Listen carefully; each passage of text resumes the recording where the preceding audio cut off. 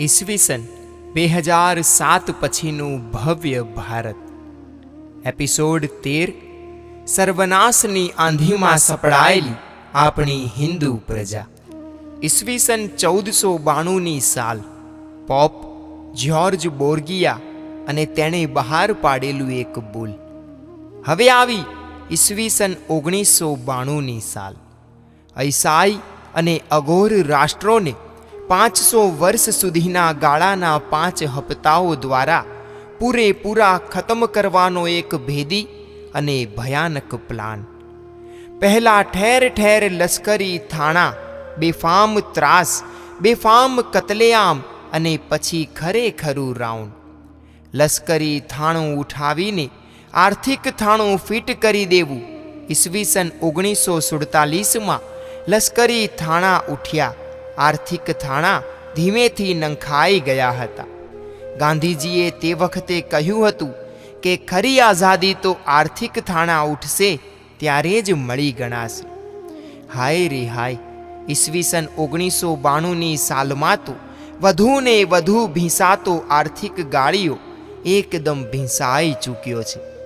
મનમોહન સિંહને માથે આ કામગીરી સોંપાઈ હતી.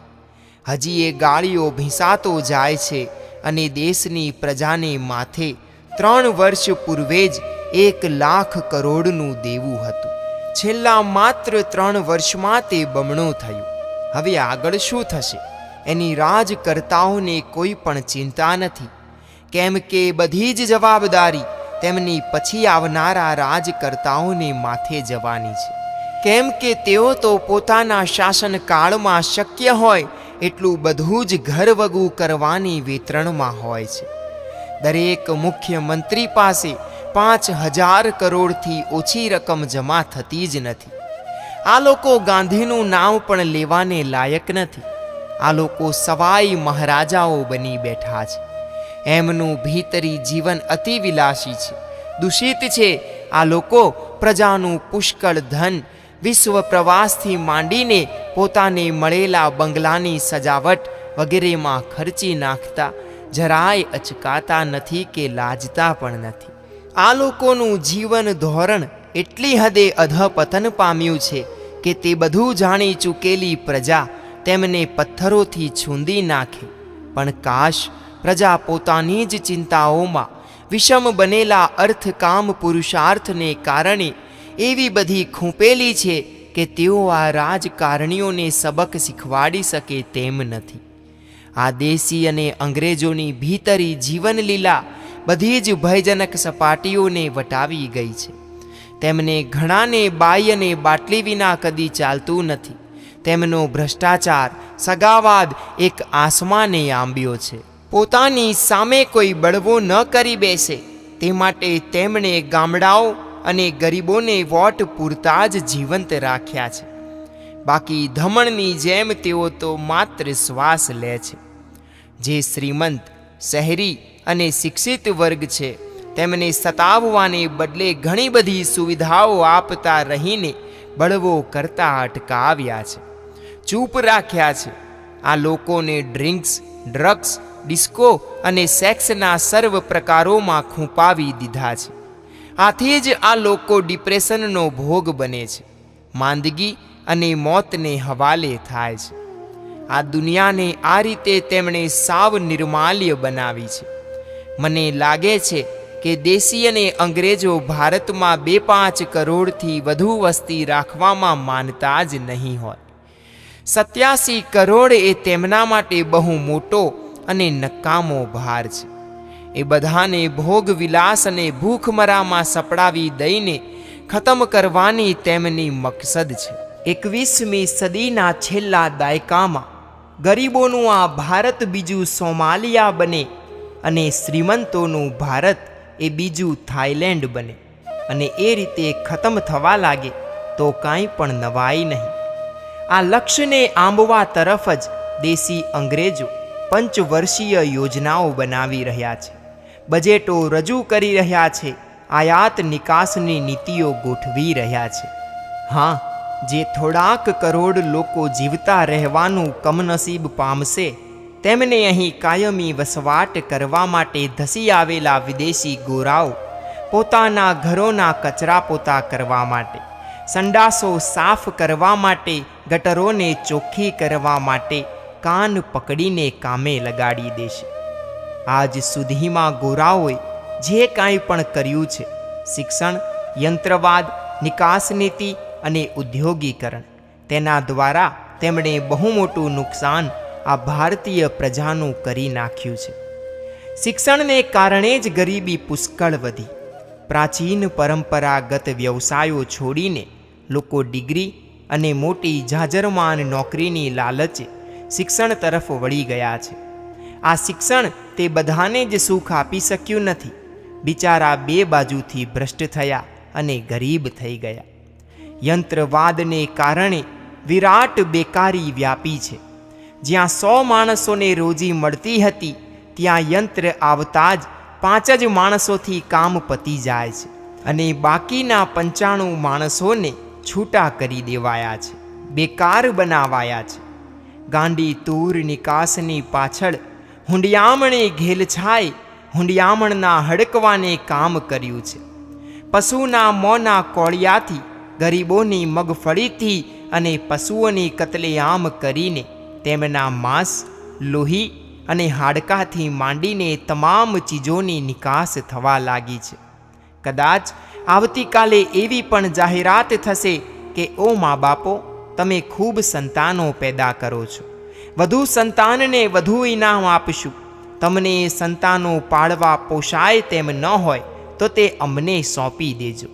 અમે તેમના પ્રત્યેક અવયવમાંથી અબજો રૂપિયાનું હુંડિયામણ કમાઈ લેશું.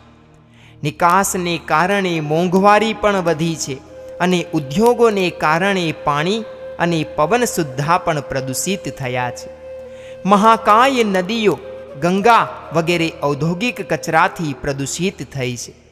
જે માણસ શુદ્ધ પાણી અને શુદ્ધ વાયુ ખરીદી શકશે તે જ જીવી શકશે તેવું થઈ ગયું છે.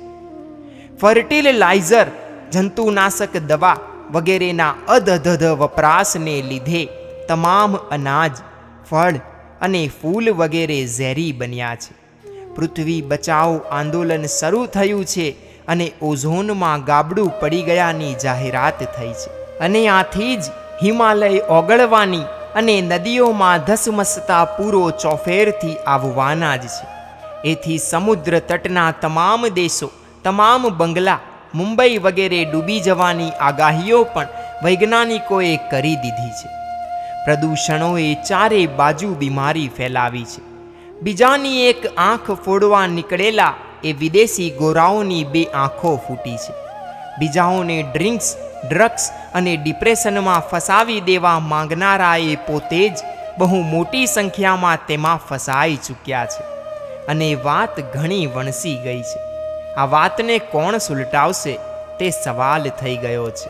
પ્રદૂષણો અને વ્યસનોના વ્યાપક થતા જતા ફેલાવાને કારણે આખી ધરતી અને સમગ્ર માનવ જાત ભાર મોટા ખતરા નીચે આવી પડવાની પૂરેપૂરી શક્યતા છે.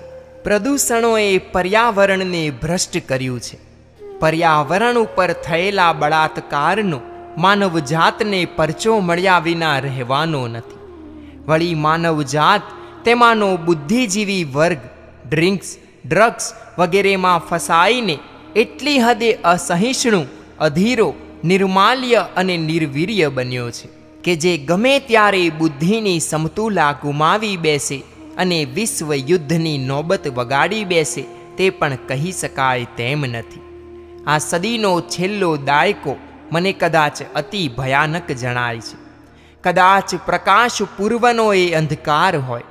આ વિશ્વના ગરીબી વગેરે કે ડ્રગ્સ વગેરે દૂષણો કે પ્રદૂષણો વગેરેના મૂળમાં એકમાત્ર વસ્તુ છે અને તે છે ભોગનો તીવ્ર રસ, યયાતિનો ઉપભોક્તવાદ.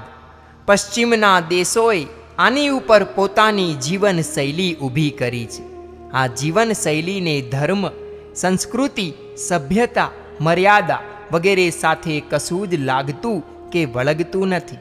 અર્થ અને કામમાં બેફામપણું તે આ શૈલીનું બીજું નામ છે. માત્ર ભારત દેશની જ નહીં પરંતુ વિશ્વમાં જે કોઈ દેશની પ્રજાનો આ ગોરાઓ નાશ કરવા માંગે છે, ત્યાં આ ભોગરસની જીવનશૈલીને તેઓ ઘુસાડી દે છે. આનાથી એ પ્રજા નિર્માલ્ય થાય છે. તેની સુખ અને દુઃખને સહન કરવાની તાકાત તૂટી જાય છે. તેનો ભોગરસ એકદમ તીવ્ર બને છે. જો તેને યથેચ્છ રીતે ન મળે તો તે માણસ પાગલ થઈ જાય છે. વાસનાની કાળી ભૂખે તે ગુંડો હેવાન, શૈતાન કે રાશપુટીન એટલે કે વ્યભિચાર સૂરો માણસ બની જાય છે. ભારત દેશની નવી પેઢી આ જીવનશૈલીનો ઝપાટા બંધ ભોગ બનવા લાગી છે. આ ભોગરસનો કોઈ પણ અંત નથી હોતો. એટલે જ અમર્યાદ ભોગ ભોગવતા કિશોર અને કિશોરીઓ 18 વર્ષના થતાં થતાં તો શરીરથી નબળા પડી જાય છે. પછી તેઓ દારૂ અને ડ્રગ્સનો આશ્રય લે છે. ડિપ્રેશન, સ્ટ્રેસનો ભોગ બને છે. તેમનું કૌટુંબિક જીવન ખતમ થઈ જાય છે. માતા પિતાની સેવા, અતિથિ સત્કાર, પરાર્થપણું અને સહિષ્ણુતા વગેરે બધું જ એકી સાથે મરવા પડે છે. એટલું જ નહીં, પણ તેનું પરિણીત જીવન, તેમાં સંતાનોનું જીવન, તેનું મિત્ર વર્તુળ બધાએ હતપ્રહત થઈ જાય છે, છિન્ન ભિન્ન થઈ જાય છે. રખડું જેવું જીવન જીવતા તેઓનું જીવન સૂર્ય મધ્યાહને આથમી જાય છે. પશ્ચિમની જીવનશૈલીના કારણે જ મા બાપો તિરસ્કારાયા છે અને ઘરડા ઘરો ઊભા થયા છે. મા બાપો વહેલા મરી જવાની ડેથ વિશ સેવે છે અને ફાઇનલ એક્ઝિટ પામવાનો સરળ ઉપાય તેના પુસ્તકોમાંથી શોધે છે. અતિ સમૃદ્ધ એવા જાપાનમાં સૌથી વધુ મા બાપો આપઘાત કરીને મરી જાય છે. મા બાપો પણ આ જીવનશૈલીમાં બરબાદ થયા છે. પતિ અને પત્ની તરીકેના જીવનની પવિત્રતા, પરસ્પરની હૂંફ વગેરે બધું જ ખોવાઈ ગયું છે. સહુ ઠીક પડે તે હોટલમાં જમે છે અને ઘરના રસોડા બંધ થાય છે. બંને નોકરી કરે છે અને સંતાનોનું વાત્સલ્ય દાન બંધ થયું છે. તેમને ઘોડિયા ઘરો એટલે કે બેબી સિટિંગમાં ઘાલ્યા છે. તેમને સ્તનપાન કરાવવાનું બંધ કરીને બેબી ફૂડ લેતા કરવાની ફરજ પડાઈ છે. છતે મા બાપે બાળકો અનાથ બન્યા છે. વગર પાટાએ માતાઓ ગાંધારી બની છે અને તેમના બાળકો દુર્યોધન વગેરે કૌરવો બનાવ્યા છે. ગર્ભપાત, છૂટાછેડા, આંતરલગ્નો, આત્મહત્યા, ડિસ્કો કલ્ચર, ડ્રિંક્સ, ડ્રગ્સ, માંસનું ભોજન, ઈંડા અને માછલાનું સેવન, પોલ્ટ્રી ફાર્મ, કતલખાનાઓ, ખૂના મરકી, ગુંડાગીરી, માફિયાગીરી, 5 સ્ટાર હોટલો, 5 સ્ટાર ક્લબો, જીમખાનાઓ, કેસિનો, બ્યુટી પાર્લરો, મસાજ સેન્ટરો, કી ક્લબો, સિનેમાઓ, વિડીયો, અતિ સહવાસ, મૈત્રી કરાર, મુક્ત વ્યવહાર, મુક્ત સહચાર, મુક્ત લગ્ન જીવન, સંતાન વિનાના જીવનની પસંદગી વગેરે તમામ બાબતો આ પશ્ચિમી જીવનશૈલીના બીભત્સ જુગુપ્સનીય કુસંતાનો છે. આમણે ભારતીય પ્રજાનું મસ્તીભર્યું જીવન હણી નાખ્યું છે. ભારતીય મર્યાદાઓ, સભ્યતાઓનું જે પરમ પવિત્ર ગૌરવવંતું માળખું હતું તે ભાંગીને કડક ભૂસ કરતું તૂટી પડ્યું છે. છતાં પણ સબૂર આ બધું બહુધા શહેરી, શ્રીમંત અને શિક્ષિત વર્ગમાં જ બન્યું છે. હજી પણ ગ્રામીણો, ગરીબો, નિરક્ષરો બધા જ બચી ગયા છે. શહેરી વગેરે એને હું ઇન્ડિયા કહું છું. ગ્રામીણો વગેરેને હું ભારત કહું છું. ભારત દર્શન કરવું હોય તો ગામડાઓ જોવા જવું પડે. મુંબઈ વગેરેમાં તો ઇન્ડિયાના જ દર્શન થાય. જો ગ્રામીણો વગેરેને ચેતવી દેવાય તો કદાચ ભાવિ ફરીથી સુંદર બની શકે. પરંતુ હવે તો ગામડાઓમાંય ટીવી વગેરે પહોંચી ગયા છે, એટલે માનવ શક્તિથી કશું જ થઈ શકે તેમ નથી. છતાં પણ કુદરત કાંક સાનુકૂળ કરીને જ રહેશે એવો મારો અહેસાસ છે.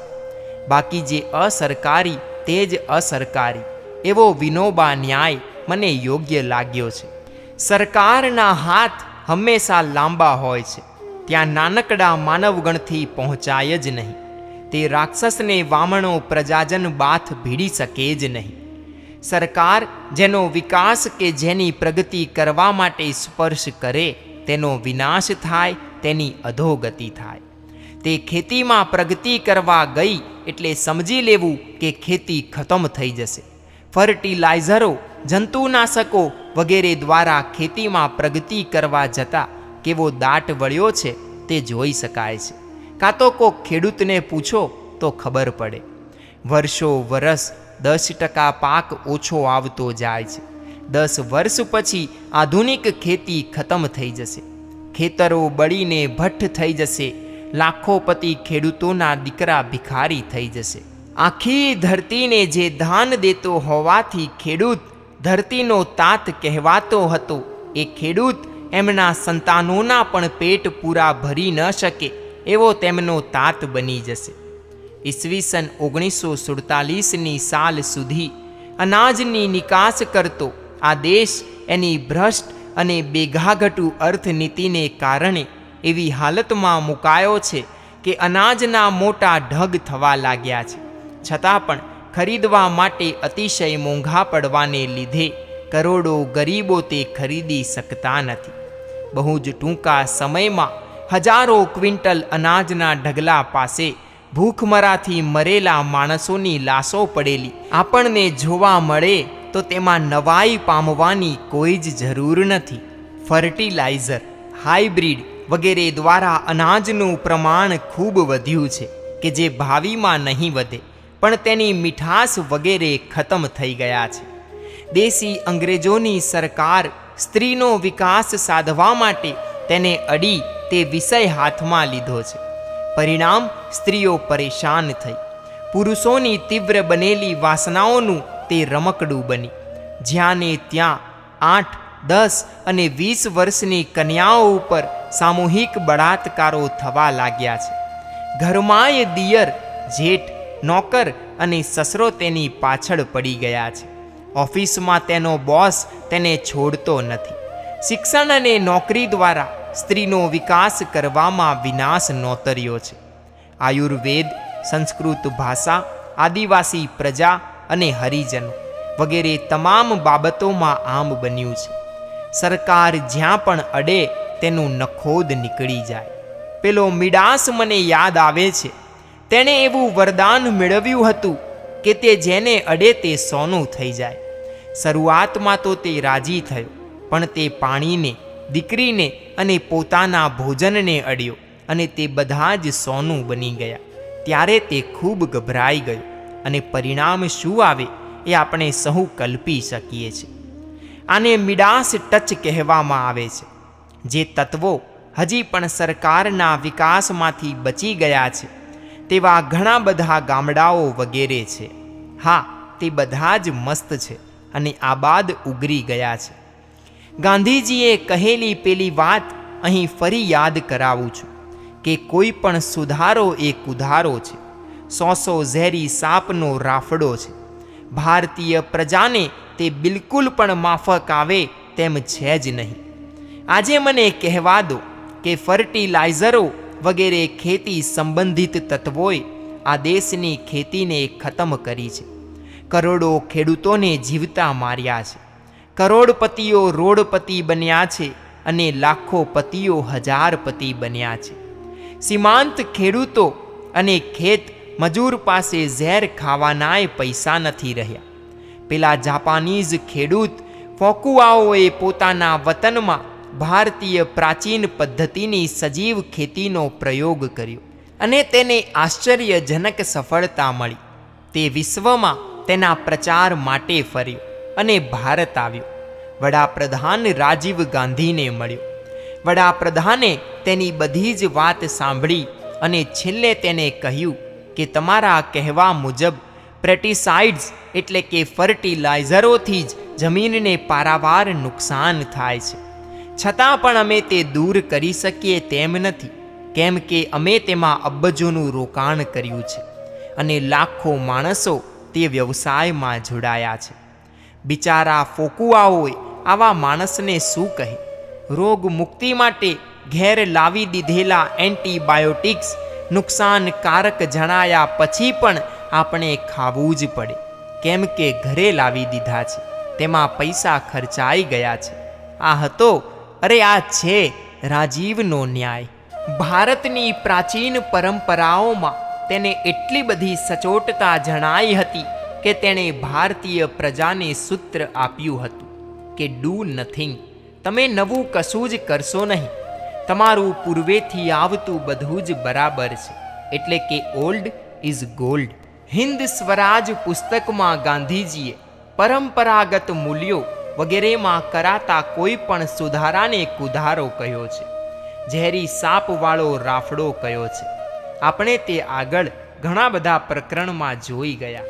મને કહેવા દો કે નર્મદા બંધ સુધીના તમામ બંધોની યોજનાઓ ભારતીય પ્રજાને માથે સાપ બનીને પડવાની છે.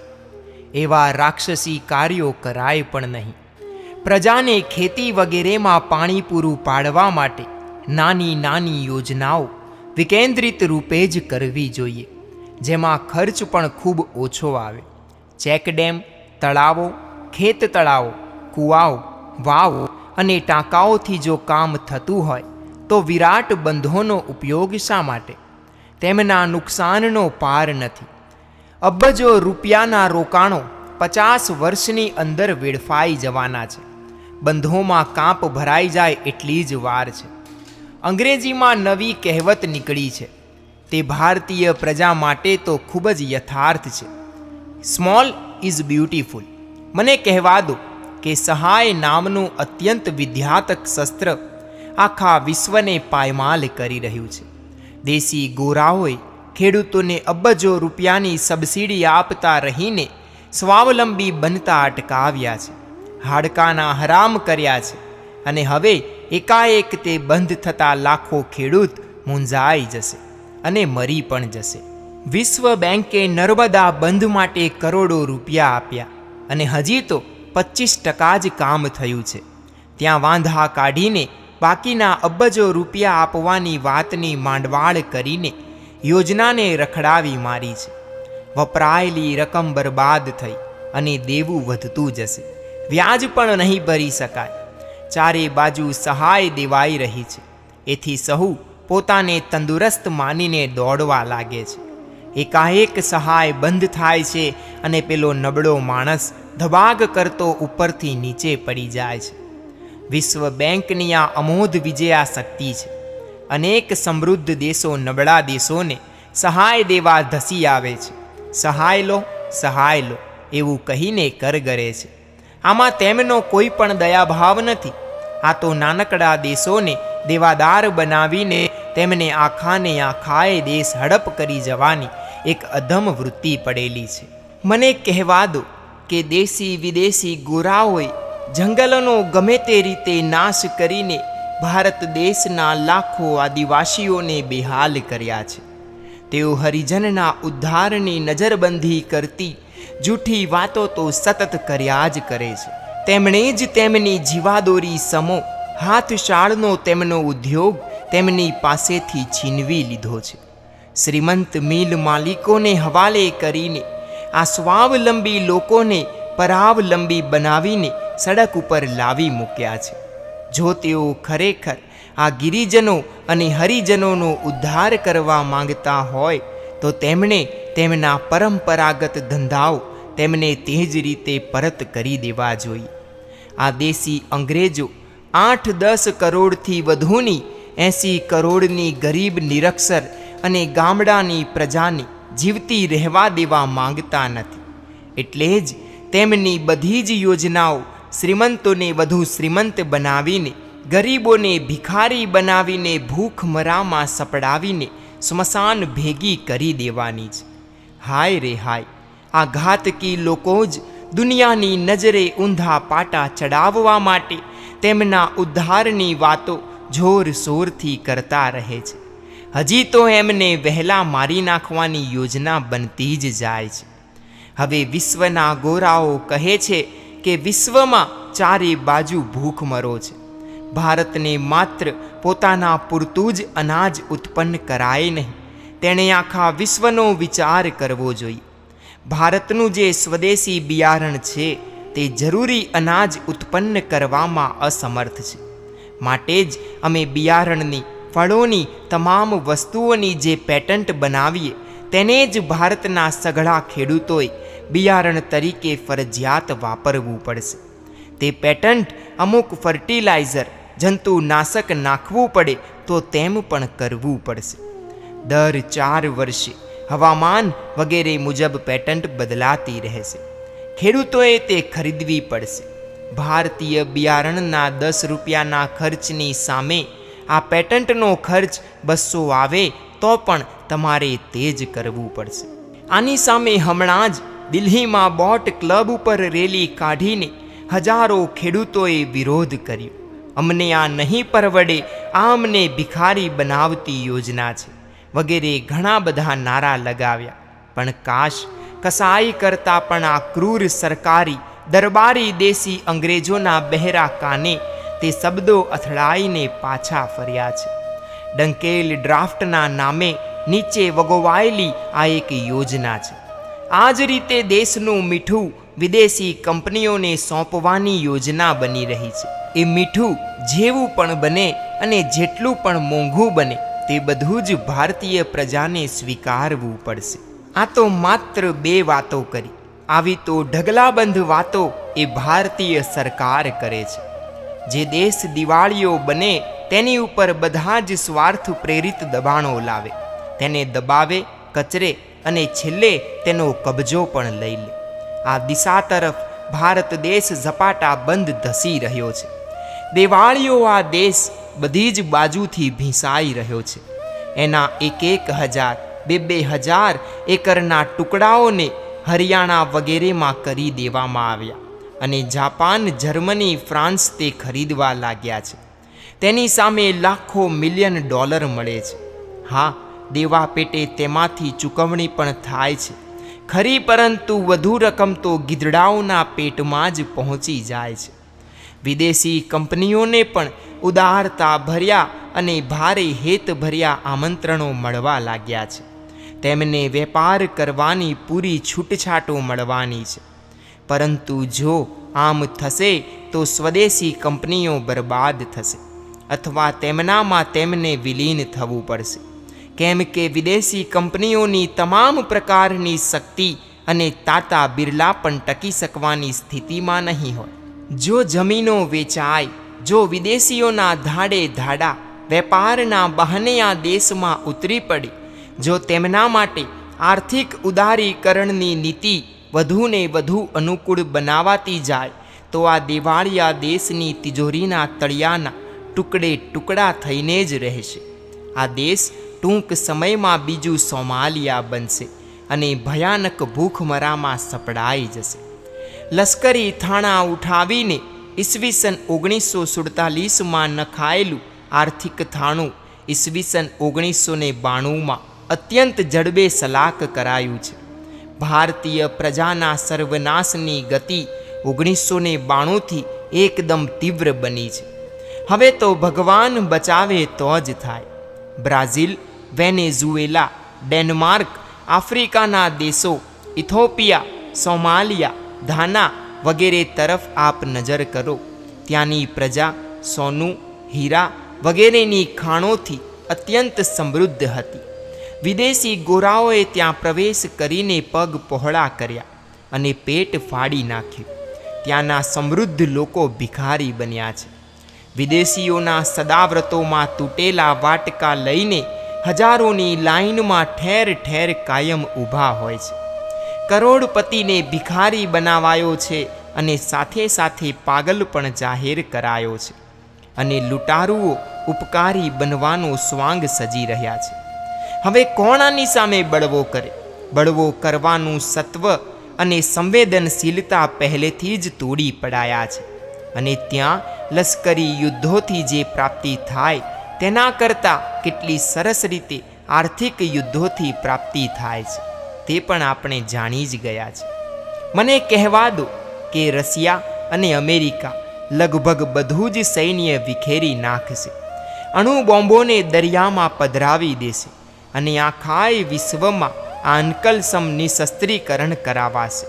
આથી બીજાઓ સદાના અંકલ સામના ગુલામ બની રહેશે અને અંકલ સામ એટલે કે વિદેશી ગોરો રશિયા સાથે મળીને આખાય વિશ્વનો દાદો બની રહેશે. કેટલો ભયાનક શસ્ત્ર સરંજામ વિશ્વનો દાદો પોતાની પાસે દબાવી અને છુપાવીને રાખશે, જે સહુ શસ્ત્રહીન બનેલાને ડરાવવા માટે કામમાં આવતો રહેશે. મને કહેવા દો કે અન્નાહારી આ દેશમાં માંસાહાર ખૂબ વ્યાપક બનાવશે, કેમ કે જો પ્રજા માંસાહારી બને તો તેને ઈસાઈ બનાવતા જરાય મુશ્કેલી ન પડે. આ માટે જ ખેતરોને તળાવ બનાવીને માછલાની ખેતી ચાલુ કરાવાશે. મરઘા અને બતકના પોલ્ટ્રી ફાર્મ ઠેર ઠેર ઊભા કરાવીને પ્રજાને ઈંડા અને મરઘા ખાતી કરાશે.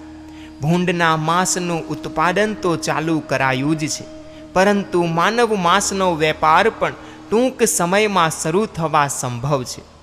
ગર્ભસ્થ ભ્રૂણોના સ્વાદિષ્ટ માંસના ઓર્ડરો હિન્દુ પ્રજાજનો આપવા લાગે તેવી સ્થિતિમાં આ પ્રજાને મૂકવાના પ્રયત્નો શરૂ થઈ ગયા છે. ટીવી વગેરે ઉપર ક્રૂરતાભરી રમતો, ઘાતકી પ્રસંગો, માંસ વગેરેના ખોરાકોમાં રહેલા વિટામિનોની જાહેરાતો, ફાસ્ટ ફૂડની યોજનાઓ, કૂતરા, ગેંડા વગેરેની ઘાતકી લડાઈ ઉપર રમતો પ્રજામાં માંસાહાર ઝડપથી ફેલાઈ દેવા માટે જ પ્રયોજાય છે. ઘરના રસોડા બંધ થાય અને પ્રજા ફાસ્ટ ફૂડ આંખ મીચીને પેટમાં પધરાવવા લાગે તો જ તે માંસાહારી બની શકે. ફાસ્ટ ફૂડમાં શું નાખ્યું છે એ કેટલા ધર્મી લોકો પૂછવા જવાના છે. વિદેશી મેકડોનાલ્ડની ચેઇન રેસ્ટોરન્ટ સમગ્ર ભારતમાં ફરવાની છે અને હાય રે હાય, તેના દ્વારા જ પ્રજાને માંસાહાર કેટલો બધો સુલભ બનાવશે. અરે એક દિવસ તો એવો આવશે કે જ્યારે ઈંડા અને માછલી સસ્તા હશે અને દૂધ અને શાક મોંઘા દાટ હશે. મીટ પશુઓ ઉત્પન્ન કરશે અને હોર્મોન્સ આપીને હાથી જેવડા મોટા બનાવીને પુષ્કળ પ્રમાણમાં માંસ ઉપલબ્ધ કરશે. માંસને સસ્તું બનાવાશે. આથી પશુઓનો પુરવઠો કતલખાનાને કદી પણ ખૂટશે જ નહીં. 3 પાળી તે ચાલી શકશે અને પ્રજાને પણ એ જ પરવડશે. એલોપથી દવાઓમાં આવતા પુષ્કળ લોહી, માંસ, ઈંડા વગેરેના તત્વો અચ્છા શાકાહારીઓના અને અમે કદી પણ અભક્ષ્ય પેટમાં નાખ્યા નથી એવું અભિમાન રાખનારા સંતો કે સજ્જનોના પેટમાં એલોપથી વગેરે દ્વારા ક્યારનું કહ્યું બધું અભક્ષ્ય પહોંચી ગયું છે. જૈન લોકોના લગ્નોના રિસેપ્શનમાં નોનવેજ કાઉન્ટર ખુલવા લાગ્યા છે. નોનવેજની પાર્ટીઓ ખૂબ ચાલે છે. પરદેશોના પ્રવાસમાં તેઓ પેટ ભરીને નોનવેજ ખાવા લાગ્યા છે. પેલા પારસી હોટેલ માલિકે કહ્યું હતું કે મારે ત્યાં સેન્ડવિચ ચિકન વધુમાં વધુ ખાનારા એ બીજા કોઈ નહીં પરંતુ જૈન ગ્રાહકો છે. વાલ્કેશ્વરની માફકોની માંસ વેચાણ કરતી શાખામાં આખાય મુંબઈમાં સૌથી વધુ માંસનો ઉપાડ છે અને સહુ કોઈ જાણે છે કે વાલ્કેશ્વર વિસ્તારમાં વધુ પ્રમાણમાં આપણા જૈનો જ રહે છે. ફરી જણાવીશ કે પ્રજાને ક્રિશ્ચિયન બનાવવા માટેની પાયલોટ કાર તરીકે માંસાહાર હોવાથી ગોરાઓએ તેને ભારતમાં ધૂમ ફેલાવ્યો છે. આટલું કહેવા છતાં પણ જો આપનામાં પરિવર્તન ન આવે તો ધિક્કાર છે આપણને સહુને.